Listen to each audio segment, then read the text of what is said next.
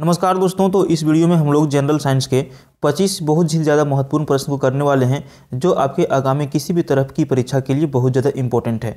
तो देखिए हमारा पहला प्रश्न क्या है, किस धातु का गलनांक सबसे अधिक होता है। तो सही उत्तर हो जाएगा ऑप्शन बी, टंगस्टन का। किस धातु का गलनांक सबसे अधिक होता है निम्न में से, तो टंगस्टन धातु का सबसे अधिक गलनांक होता है। अगला प्रश्न है, सबसे हल्की धातु कौन सी होती है। निम्न ऑप्शन में से लिथियम, इरिडियम या फिर एल्यूमिनियम या फिर ओस्मियम, इनमें से सबसे हल्की धातु जो है कौन सी धातु है, तो सबसे हल्की धातु है लिथियम, यानी कि ऑप्शन ये यहाँ पर सही हो जाएगा। अगला प्रश्न है, ध्वनि की गति सर्वाधिक किस चीज़ में होती है। ध्वनि की जो गति होती है सर्वाधिक किस चीज़ में होती है, तो जैसा कि हम लोगों ने पढ़ा है कि ध्वनि की गति जो है सर्वाधिक जो होती है ठोस में होती है। किस में होती है? ठोस में। तो देखिए वायु, जल, निर्वात या फिर स्टील, तो यहाँ पे ठोस क्या है। अगला प्रश्न है, जब किसी धातु को गर्म किया जाता है तो उसका घनत्व पर क्या प्रभाव पड़ता है। तो देखिए किसी भी धातु को जब हम लोग गर्म करते हैं तो उसका घनत्व जो होता है वो कम हो जाता है। क्या हो जाता है? कम हो जाता है। किसी भी धातु को अगर यदि गर्म किया जाता है तो उसका घनत्व हमेशा कम हो जाता है। अगला प्रश्न है, लाल रंग का गुलाब हरी रोशनी में कैसा दिखाई देता है। तो देखिए लाल रंग का जो गुलाब होता है उसको यदि हम हरी रोशनी में देखें तो वो कैसा दिखाई देगा, तो देखिए वो दिखाई देगा काला। ठीक है, कोई भी लाल रंग का गुलाब यदि हम लोग हरी रोशनी में देखते हैं तो वो हमेशा काला दिखाई देता है। अगला प्रश्न है, दूध की शुद्धता किस यंत्र द्वारा नापी जाती है। तो देखिए दूध की शुद्धता जो नापी जाती है वो नापी जाती है लैक्टोमीटर के माध्यम से। ठीक है, देखिए आजकल दूध में भी बहुत सारा धांधली हो रहा है। बहुत सारे लोग लोकल में दूध बेचते हैं तो पानी वानी डाल के बेच देते हैं। तो इसलिए क्या होता है ना कि उसकी शुद्धता को मापी जाती है। तो किस माध्यम से मापी जाती है, तो ये लैक्टोमीटर के माध्यम से मापी जाती है, यानी कि ऑप्शन सी यहाँ पर सही उत्तर हो जाएगा। अगला प्रश्न है, डायनेमो का क्या कार्य होता है। तो देखिए डायनेमो का जो कार्य होता है वो आंतरिक ऊर्जा को विद्युत ऊर्जा में परिवर्तित करना होता है। राइट आंसर क्या हो जाएगा? ऑप्शन बी हो जाएगा। यांत्रिक ऊर्जा को विद्युत ऊर्जा में परिवर्तित करने के लिए डायनेमो का प्रयोग किया जाता है। अगला प्रश्न है, टेलीविज़न का आविष्कार किसने किया था। तो देखिए टेलीविज़न जो टीवी हम लोग देखते हैं इसका जो आविष्कार किया था J.L. बर्ड ने किया था, यानी कि ऑप्शन ये यहाँ पर सही हो जाएगा। अगला प्रश्न है, हड्डियों और दांतों में जो रासायनिक पदार्थ विद्यमान रहता है उसे क्या कहते हैं। देखिए हड्डी और जो दांत होता है इसमें जो रासायनिक पदार्थ जो विद्यमान रहता है, जो उपस्थित रहता है, उसे कहा जाता है कैल्शियम फॉस्फेट। क्या कहा जाता है? कैल्शियम। आपको पता होगा कि हड्डी और दांत जो है इसमें जो है कैल्शियम ज़्यादा मात्रा में पाया जाता है। क्या पाया जाता है? कैल्शियम फॉस्फेट पाया जाता है। ठीक है। अगला प्रश्न है, निम्नलिखित में से कौन सी गैस वायुमंडल में नहीं होती है। चार ऑप्शन हमारे सामने है, नाइट्रोजन, हीलियम, क्लोरीन और फिर क्रिप्टन। तो देखिए जो वायुमंडल में उपस्थित नहीं होती है वो कौन सी है, तो वो क्लोरीन है। ठीक है, क्लोरीन जो है वायुमंडल में उपस्थित नहीं होती है, बल्कि नाइट्रोजन, हीलियम और क्रिप्टन जो है वायुमंडल में उपस्थित होती है। अगला प्रश्न है, पोटेशियम क्लोराइड को गर्म करने पर क्या होता है। तो देखिए पोटेशियम क्लोराइड को जब हम लोग गर्म करते हैं तो वहाँ पे ऑक्सीजन गैस निकलती है। क्या निकलती है? ऑक्सीजन गैस निकलती है। कभी भी पोटेशियम क्लोराइड को यदि गर्म किया जाए तो उससे ऑक्सीजन गैस की प्राप्ति होती है। ठीक है। अगला प्रश्न है, समुद्र के पानी से नमक निकालने के लिए निम्नलिखित में से कौन सी विधि अपनाई जाती है। तो देखिए समुद्र के पानी से नमक निकालने के लिए यहाँ पर जिस विधि का प्रयोग किया जाता है वो होता है वाष्पीकरण विधि। किस विधि से? वाष्पीकरण विधि से समुद्र की पानी से नमक निकालने के लिए प्रयोग किया जाता है। अगला प्रश्न है, किस प्रक्रिया द्वारा तेल को वेजिटेबल घी में परिवर्तित किया जाता है। तो देखिए तेल को जो वेजिटेबल घी में जो परिवर्तित किया जाता है उसके लिए जिस विधि का उपयोग किया जाता है वो है हाइड्रोजनीकरण। कौन सा विधि? हाइड्रोजनीकरण के माध्यम से तेल को वेजिटेबल घी में परिवर्तित किया जाता है। तो राइट आंसर क्या हो जाएगा? ऑप्शन ये हो जाएगा, हाइड्रोजनीकरण। ठीक है। अगला प्रश्न है, सिरके की प्रकृति अम्लीय किसके कारण होती है। तो देखिए सिरके की जो प्रकृति अम्लीय जो होती है उसका जो कारण होता है वो होता है एसिटिक अम्ल। क्या हो जाता है?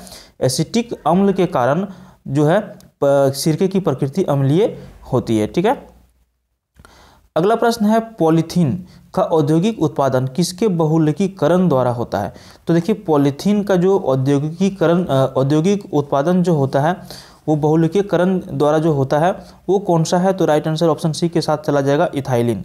ठीक है, क्या हो जाएगा? इथाइलिन इसका राइट आंसर हो जाएगा। अगला प्रश्न है, खनिजों एवं चट्टानों में कौन सा तत्व सबसे अधिक पाया जाता है। तो देखिए खनिजों एवं चट्टानों में सबसे अधिक जो तत्व पाया जाता है वो पाया जाता है कार्बन। ऑप्शन ये यहाँ पर सही हो जाएगा। क्या हो जाएगा? खनिजों एवं चट्टानों में सबसे अधिक जो तत्व पाया जाता है वो कार्बन पाया जाता है, यानी कि ऑप्शन ये यहाँ पर सही हो जाएगा। सबसे अधिक यौगिक किस तत्व द्वारा हाइड्रोजन के साथ बनाए जाते हैं? सबसे अधिक यौगिक जो है किस तत्व द्वारा हाइड्रोजन के साथ बनाए जाते हैं? राइट आंसर हो जाएगा ऑप्शन सी, कार्बन के द्वारा। देखिए कार्बन के द्वारा जो है सबसे अधिक तत्व जो है हाइड्रोजन के साथ बनाए जाते हैं। ठीक है, अगला प्रश्न है गुब्बारों में हाइड्रोजन की अपेक्षा हीलियम भरना अधिक उपयोगी माना जाता है, क्योंकि?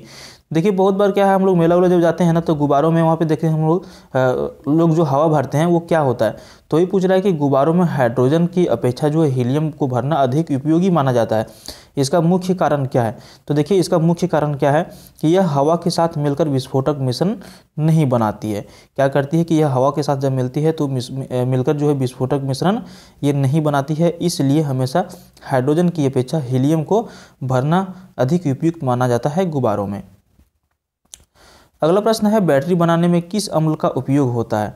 तो देखिए बैटरी बनाने में जिस अम्ल का उपयोग होता है वो होता है सल्फ्यूरिक अम्ल। किस अम्ल का? सल्फ्यूरिक अम्ल का उपयोग किया जाता है बैटरी को बनाने में। अगला प्रश्न है किण्वन प्रक्रिया में निम्नलिखित में से किसका उत्पादन आवश्यक रूप से होता है?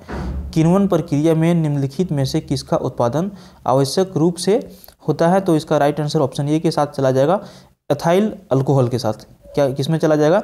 इथाइल अल्कोहल का जो है किण्वन प्रक्रिया में उत्पादन करने के रूप में आवश्यक होता है। ठीक है, अगला प्रश्न है प्राकृतिक रबड़ को कठोर तथा उछालने योग्य बनाने के लिए किस पदार्थ को मिलाया जाता है? देखिए प्राकृतिक रबड़ जो होता है इसको कठोर बनाने के लिए एवं उछालने योग्य बनाने के लिए इसमें जिस पदार्थ को मिलाया जाता है वो पदार्थ का नाम होता है गंधक। क्या होता है? गंधक। गंधक को इसमें मिलाया जाता है ताकि ये कठोर बन सके और उछलने योग्य बन सके। कौन सा चीज़? प्राकृतिक रबड़। अगला प्रश्न है सोडियम को मिट्टी के तेल में क्यों रखा जाता है? बहुत इंपॉर्टेंट प्रश्न है और रिपीटेड प्रश्न है। देखिए तो सोडियम को जो है मिट्टी के तेल में इसलिए रखा जाता है क्योंकि यह हवा में वाष्पीकरण होने लगता है। क्या होता है? हवा में वाष्पीकरण होने लगता है, इसलिए सोडियम को जो है मिट्टी के तेल में रखा जाता है। राइट आंसर क्या हो जाएगा? राइट आंसर इसका क्या हो जाएगा? सॉरी, यहाँ पे इसका राइट आंसर हो जाएगा ऑप्शन बी। ठीक है, हवा में इसका ऑक्सीकरण होने लगता है। ठीक है, चलिए अगला प्रश्न की ओर हम लोग बढ़ते हैं। गन पाउडर मिश्रण होता है किस चीज़ का? गन पाउडर जो है किस चीज़ का मिश्रण होता है? तो ये मिश्रण जो होता है सोरा, गंधक और लकड़ी के कोयले का। गन पाउडर में 3 चीज़ का मिश्रण होता है। वो कौन कौन सा होता है? सोरा है, गंधक और लकड़ी का जो कोयला होता है, इसका मिश्रण होता है गन पाउडर में। ठीक है, तो राइट आंसर ऑप्शन सी के साथ चला जाएगा। अगला प्रश्न हो जाएगा किसी रासायनिक यौगिक की सबसे छोटी इकाई कौन सी है? तो देखिए किसी रासायनिक यौगिक की सबसे जो छोटी इकाई होती है वो होती है अणु, यानी कि ऑप्शन डी यहाँ पर सही हो जाएगा। अगला प्रश्न है जंतुओं में होने वाली फूट एंड माउथ रोग किसके कारण उत्पन्न होता है? तो देखिए जंतुओं में, किसी भी जीव में, जानवर में फूट एंड माउथ रोग जो होता है उसका मुख्य कारण क्या होता है? विषाणु होता है इसका मुख्य कारण। विषाणु के द्वारा जो है जंतुओं में होने वाली फूट एंड माउथ रोग का कारण उत्पन्न होता है। ठीक है, तो इस वीडियो में इतना ही। मिलते रहिए हमारा यूट्यूब चैनल में, देखते रहिए हमारा यूट्यूब चैनल को। धन्यवाद।